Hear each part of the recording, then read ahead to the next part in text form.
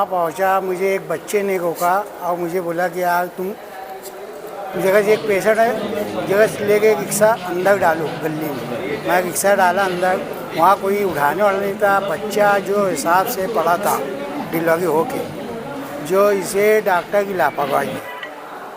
मैंने डॉक्टर को वहीं टोका कि आगे ऐसे बच्चे रखते क्या हैं।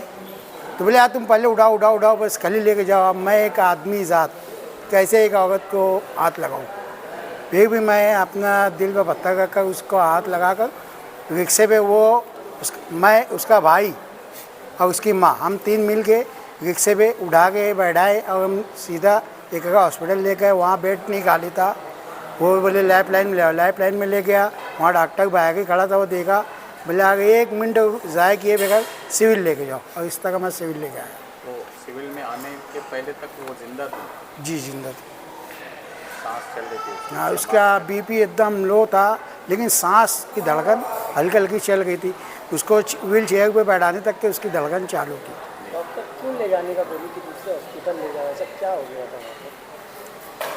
अब ये वो लोग का क्या मसला था पता नहीं। मैं तो एक ऑटो ड्राइवर था।